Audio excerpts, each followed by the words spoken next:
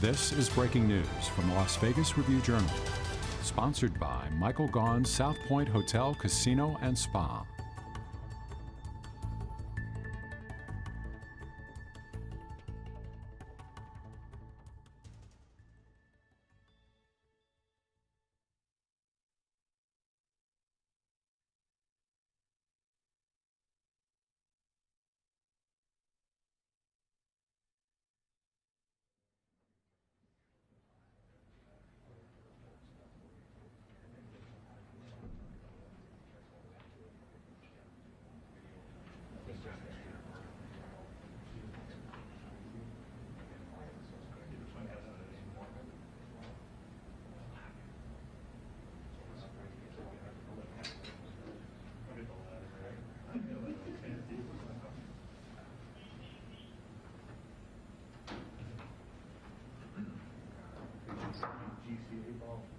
All right, we're about to start.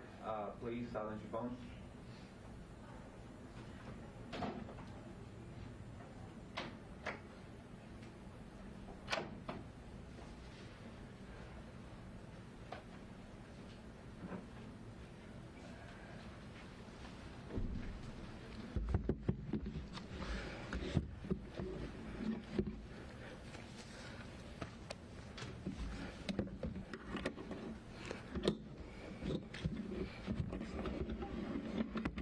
Good afternoon, everybody. I'm Assistant Sheriff Andrew Walsh, and I'm here to brief you today about the additional details as we know them today from the officer-involved shooting that occurred on Monday, January 10th, 2022. This is officer-involved shooting number 2 for 2022, fatal officer-involved shooting number 2 for 2022, and this time last year we had 0 officer-involved shootings. This event was initiated as an investigation follow-up at 3:23 a.m. on January 10th, 2022. The officer-involved shooting occurred in an apartment complex located in the 3000 block of South Nellis Boulevard, Las Vegas, Nevada, 89121. This is located in the Southeast Area Command, and you can see this depicted on the image on the screen to my left.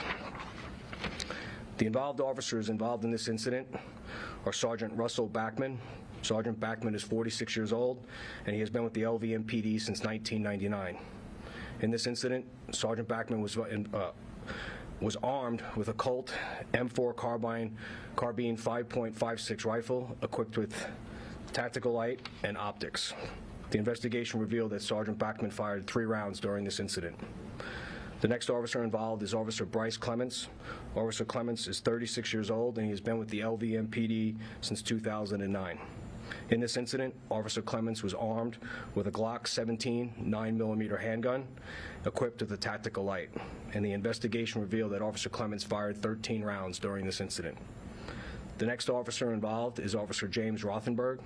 Officer Rothenberg is 39 years old, and he's been with the LVMPD since 2008. In this incident, Officer Rothenberg was armed with a Glock 9mm handgun equipped with a tactical light. The investigation revealed that Officer Rothenberg fired 3 rounds during this incident. The next officer involved is Officer Alex Gonzalez. Officer Gonzalez is 39 years old, and he's been with the LVMPD since 2006. In this incident, Officer Gonzalez was armed with a Colt M4 carbine 5.56 rifle equipped with a tactical light and optics. And the investigation revealed that Officer Gonzalez fired 3 rounds during this incident. The next officer involved is Officer Kerry Kubler. Officer Kubler is 50 years old, and he's been with the LVMPD since 2008. In this incident, Officer Kubler was armed with a Colt M4 carbine 5.56 rifle equipped with a tactical light and optics. The investigation revealed that Officer Kubler fired 1 round during this incident. And all of these officers that I just mentioned are assigned to the Homeland Security Division and are assigned as members of our Special Weapons and Tactics team. The suspect in this event was identified as Isaiah Tyree Williams. Isaiah was a 19-year-old black male adult who was 5'9" and weighed approximately 155 pounds.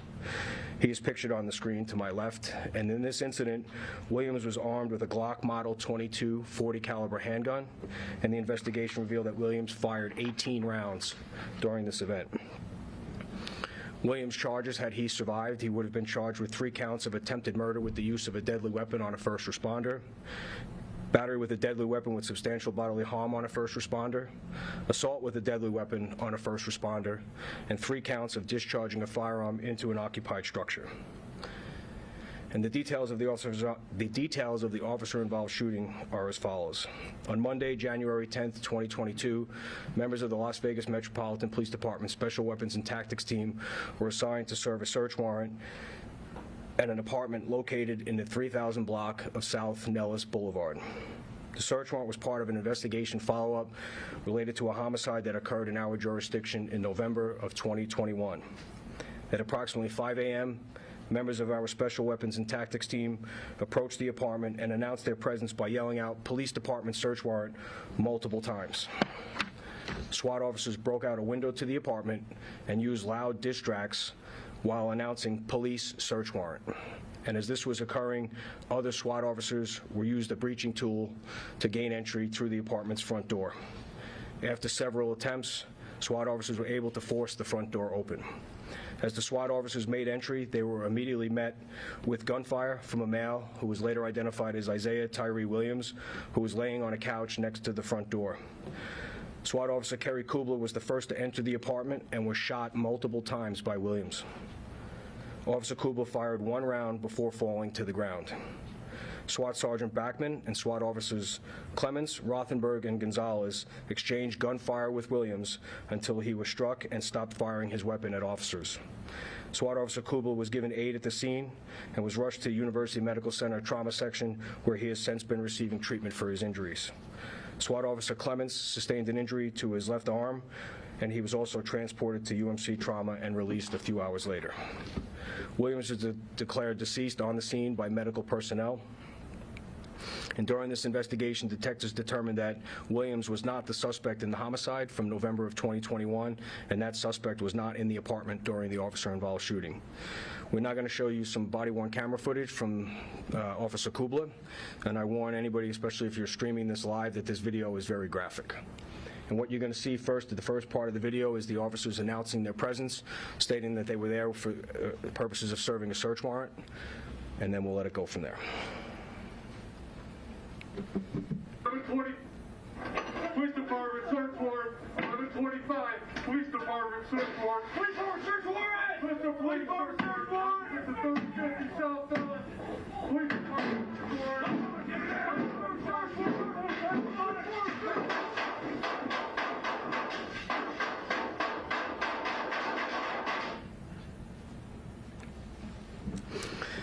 And the next video we're going to play is a body-worn camera from Officer Rothenberg from outside the apartment where you heard the glass breaking. That was where his position was as a part of this team.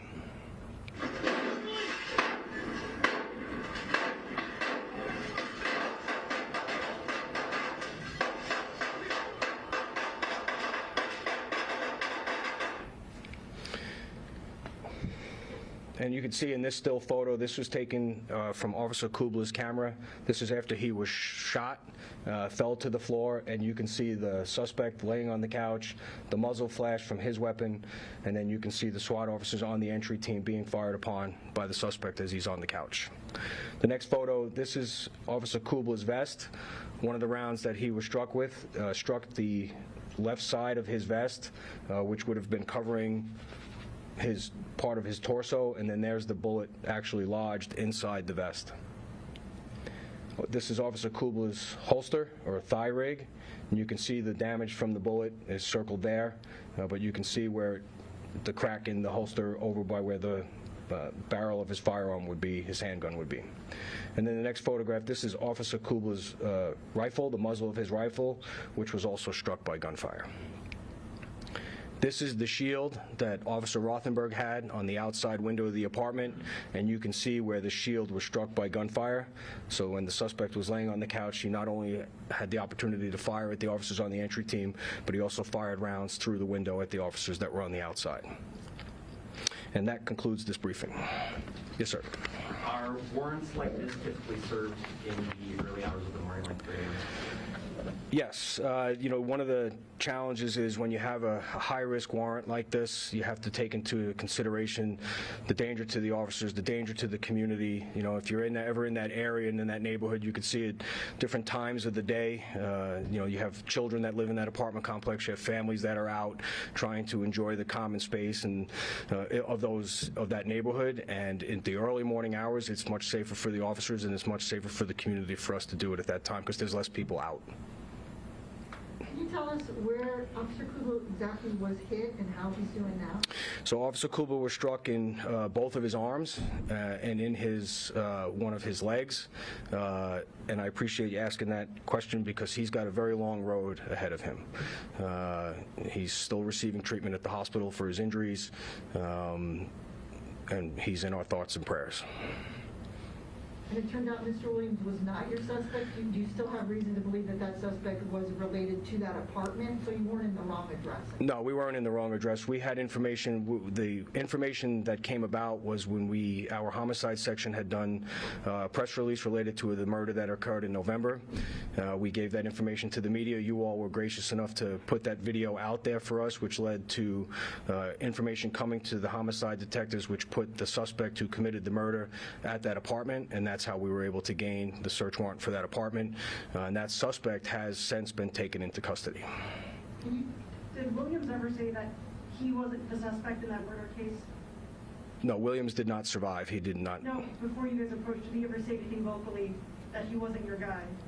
Or was he just silent before you guys entered the apartment? That's correct. Was Mr. Williams identified as a known felon? No. How many bullets hit the suspect? I don't know if I think. 18. No, how many hit the suspect? Do we have that from autopsy? How many were fired? 18. We fired a total of 8. Are you asking how many the suspect fired? No. No. How many, Scotty, how many did we fire total? It was 3. I'd have to do the math real quick in my head. I can go through that. 20. But you don't know how many. We fired 24, so we fired 18. Right. Can you just speak to him being armed like that and being like prepared for a SWAT entry? I mean, that seems like that just, he was on the defensive for some reason. Yeah, and we don't typically in these briefings discuss the previous criminal history, but that is his history gives us an indication that he may have been concerned about police and police coming to a location where he would be located at, but unrelated to the murder investigation that brought us there. Okay.